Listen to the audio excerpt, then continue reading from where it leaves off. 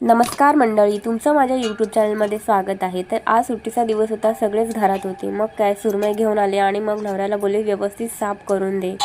तर नवऱ्याकडनं सुरमई स्वच्छ साफ करून घेतलेली आहे आणि आता आपण बनवूयात सुरमई फ्राय आणि त्या सुरमईचा रस्सा।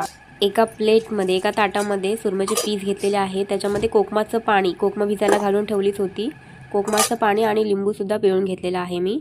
तर त्याच्यावरती लाल मिरची पावडर, हळद आणि मीठ लावून व्यवस्थित सगळ्या पीसला व्यवस्थित लावून ते बाजूला ठेवून घेते। ते बाजूला ठेवून रश्श्यासाठी लागणारं वाटण तयार करून घेते। तर वाटणमध्ये ओलं खोबरं, कोथिंबीर, मिरची आणि कांदा थोडं बारीकसर मिक्सरमध्ये वाटून घेतलं आहे।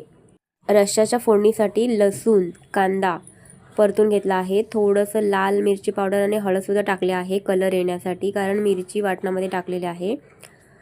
आणि वाटण व्यवस्थित मिक्स करून घेतलं आहे। त्याच्यामध्ये होते ती कोकम भिजवलेली, ते पण टाकलं आहे। थोडं पाणी ॲड करून आपल्याला छोटे छोटे पीस मी काढले होते ते मी रश्श्यामध्ये टाकलेले आहेत। एका साईडला माझा रस्सा तयार होते तोपर्यंत सुरमईचे एका साईडला पीस फ्राय करून घेते। मीठ मसाला लावून बाजूला ठेवले होते, फक्त थोडं तांदळाचं पीठ आणि रवा मिक्स करून फ्राय करून घेते। तेलामध्ये मस्त व्यवस्थित भाजून घेते मी। अशा प्रकारे माझे सुरमईचे पीस आणि रस्सा सुद्धा तयार झालेला आहे। तुम्हाला माझा व्हिडिओ आवडला असेल तर माझ्या चॅनलला सबस्क्राईब करा, लाईक करा आणि कमेंटमध्ये नक्की सांगा। धन्यवाद।